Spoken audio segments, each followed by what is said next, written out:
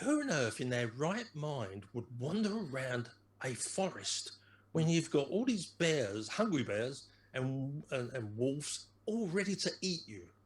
Would you not put you and your family in a boat and sail down the river like other cultures do?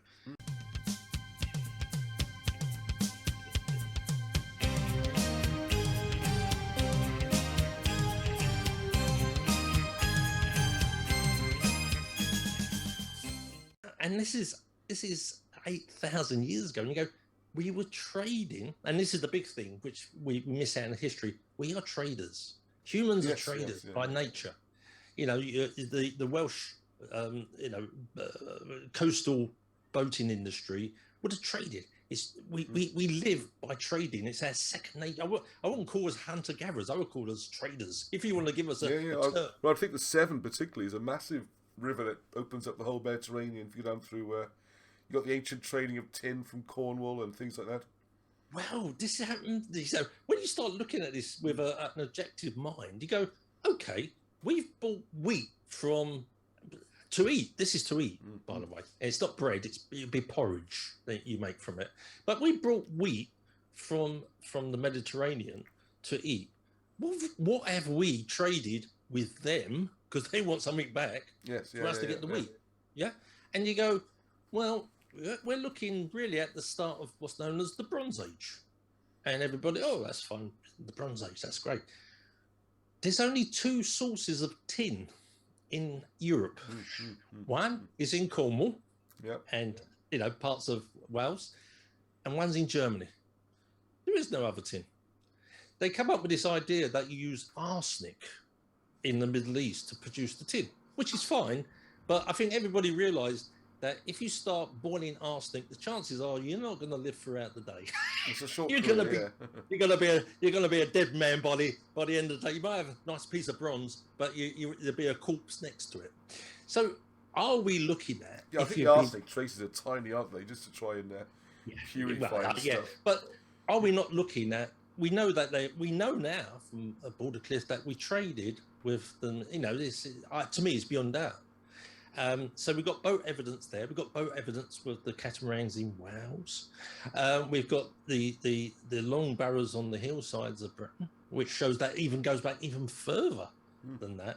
Are we looking at doing this trade between the Asia Minor, Turkey, and Britain through the enlarged rivers, which is so much easier than going the coastal route, and it's safer and it's obvious. You can't get lost. You can only go in one direction. Just follow the river, back. Is that you don't need a compass. You don't need to. What about the major rivers in France? So wouldn't that be the same?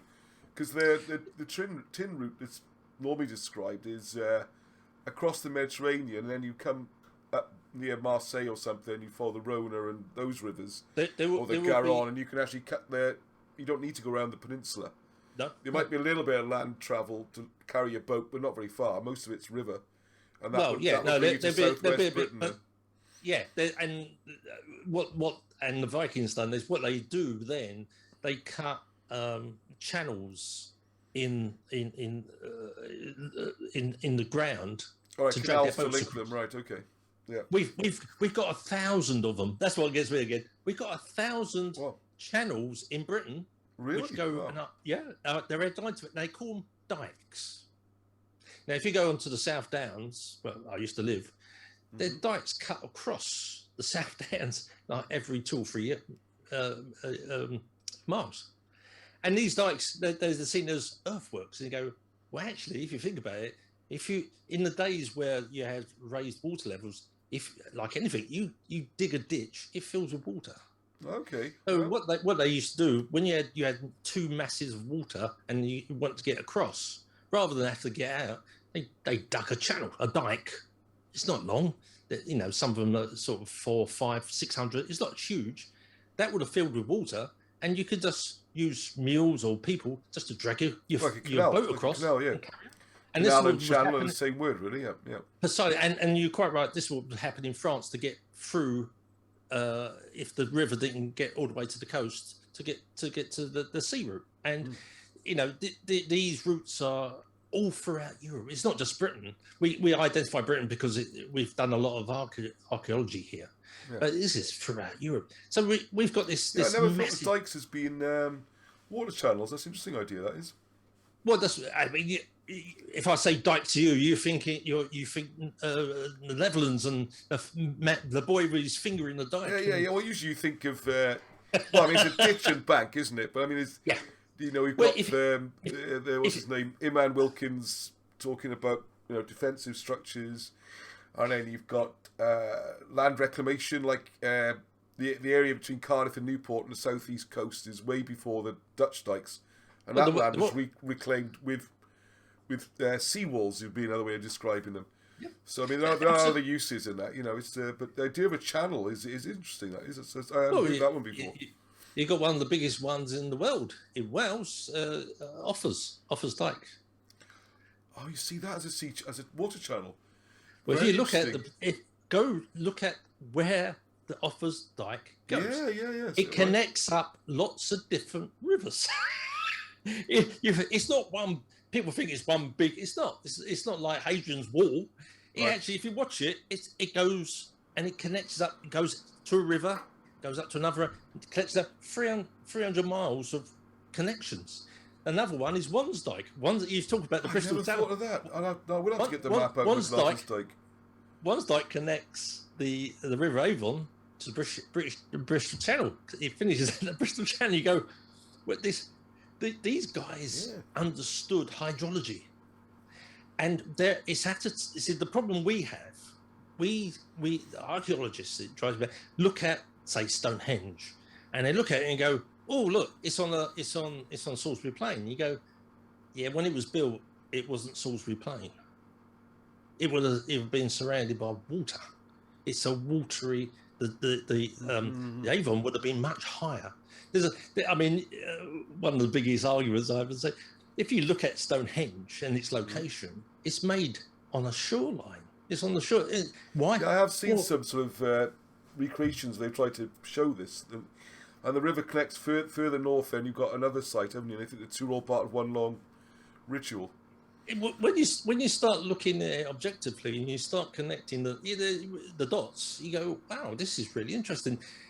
This higher water level changes history. It does. It changes history completely, because you go, well, if you was a hunter gatherer and you lived in the park, the forest. This is Mike Parker Pearson.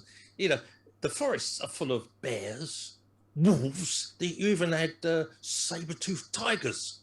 Who on earth, in their right mind, is going to go wandering around with all those things?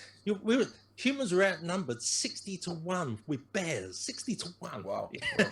And you go, who on earth, in their right mind, would wander around a forest when you've got all these bears, hungry bears, and wolves all ready to eat you? Would you not put you and your family in a boat and sail down the river like other cultures do? And that's what we did. And that's our missing part of the history, which, to be honest, archaeology will eventually, because they're starting to accept boats now. It's taking 10. Yeah. That's really interesting. The channels. That's the first time I've heard that thought. That's really got me thinking. That is. You'll be looking at your maps there. Go look at the maps of the dikes. Yeah. And if you go onto my website, I've done some DVD documentaries on dikes. Wansdyke particularly. Wansdyke I find fascinating because it.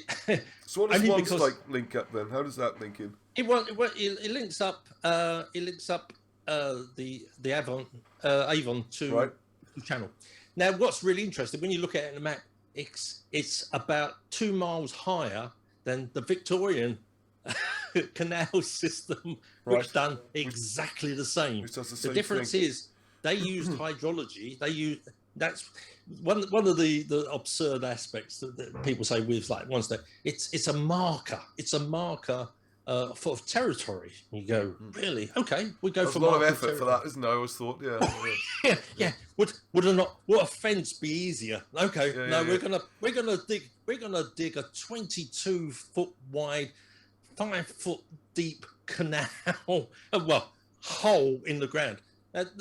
and we're going to use it. And the classic is we're going to use it as a defensive ditch. And you go, fine. Now, I know the Romans. The Romans are really good at defenses. Great. They dig ditches, but they dug ditches V-shaped. Why? Because when you fall into the V-shape, it's a killing zone. Sensible. None of these are V-shaped. They're round, so you can walk in and walk out. And you go, well, you've It always spent struck all me those as years. particularly rubbish defences, because also there's, So, it's an incredibly long perimeter as well. Now, you can't actually guard it 24 hours a day. It's quite easy to climb over. It's not like it's that difficult. We didn't have enough people to man it. Yeah. Ridiculous. I mean, and to be honest, if you've got a bow and arrow, and you just walk up to the end of the dike and you just fire at, you killed him. He's dead. That's it. They just climb over. Yeah. There's no palisade. The Romans, a bit more sensible, will have a wooden palisade to go with it. It's done in parallel with a wooden palisade. These people there's no wooden palisade.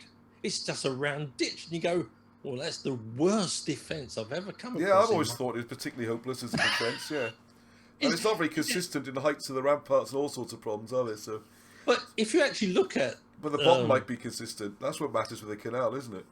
But if you look at modern canals, which is interesting, you've got the exactly same design. If you look at a modern canal, and it's almost exactly the same size and depth, would you believe? If you look at it, and on one side of the canal, what have you got? You've got a walkway. Why you got walkway? Because they used to put the animals there. Yeah, to drag it along, and it walked along. What you got on one side? Well, a towpath is the term, isn't it? A towpath. That band is a towpath. You put your animal on it, you put your rope on it, and it drags it through. And you go, wow, that's a clever piece of engineering. But because they're hunter-gatherers, they couldn't possibly come up with that idea. That's a great idea, the channel thing. Yeah. It's, so you've got what's your book on that subject called then? I'll put a link up to your website and everything. That's a fascinating subject. I've relaunched my it's 10 years. I put new editions together because I've got lots of new information. This is 42 books altogether, isn't it? So it's a trilogy your main work then? Is that the main one's a trilogy called Prehistoric Britain. Nice and simple. Okay, yeah, that's the one I had a quick look at. Yes. It's got 3 books in it. It's got a book with 120, because I kept getting called pseudoscience, and it really got on my nerves. I have to be honest. Being called that's a one of those things you have to put up with, isn't it? Yeah. I like to say I'm a man with an open mind. I'm not, But the first book, which I recently wrote, is about the post-glacial flooding hypothesis. I called it because I wanted to prove that the rivers in the past were bigger than now.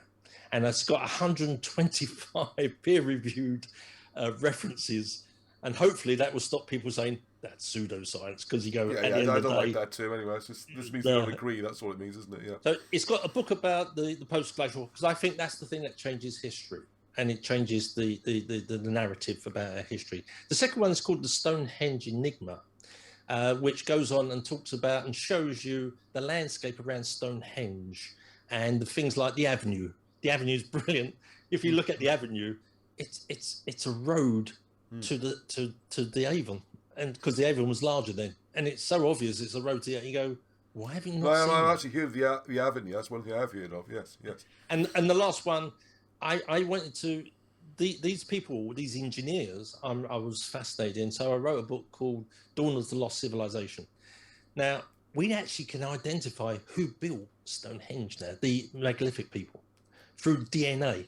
And to me, it's brilliant. You've got a complete history of what really happened in the past. Not only do you can show that it's the landscape was different, and monuments like Stonehenge were built on the rivers of Britain at the time, you can actually find out who these people were and where they come from, or where we come from. Which it's an anthropological book, so it's a complete set, and that's the trilogy at the end of the day. Okay, so is the canals in there particularly, or the canals are in there because I do a case. I do the engineering, perhaps, is it? Or no, I do a case study on the canals around Stonehenge, because these canals actually join up 3 long barrows. Would you believe? Once upon a time, Stonehenge was an excavation site where people was put to their bones were picked by birds, and they used to take the the bones and put me in a long barrow. That's what long barrows are for the journey to the afterlife. Now, the interesting thing around Stonehenge, and again, it's not revealed, there's a huge dike that actually connects not one, not two, but three long barrows at Winterbottom. And it shows basically how these canals were made and why they were made and how they connected to the rivers in the past. So that's in the book. It's also, I've done a DVD documentary as well, which accompanies the trilogy. So that's in there. But on the website... That's on the website, yeah? I like giving away lots of freebies and lots of little hints. So some of the videos you get a lot, and some of the videos you get just 3 minutes. So we can get an idea from the website what's on there, yeah? You can get, from the website, you'll find a complete new history. And hopefully, the idea, make you think again. Yeah, so I mean, I was just amazed by this idea of these dikes actually being canals running across Britain and joining the major rivers. So I'm going to do some research on that, and Bob Morgan's already done some research, and all the questions spring to mind, like the fact that there's hills, how does the water go up and down the hills. I've spoken again with Robert about that, and he explains how all this works using hydrology and the water technology, natural springs, and we're going to have another conversation at some point, go through all that. We're going to be throwing the questions at him, maybe get Bob on as well. I will really try and work out exactly how this could work, because I think it's incredible. I think it's a game changer. The water levels that much higher and the canals running all the way across Britain and other countries in Europe, it really does open up lots of exciting possibilities. So there we are, lots more. So I got some more amazing ideas as well from Robert, and I'll get those up as soon as possible. So until the next time, Hedwch.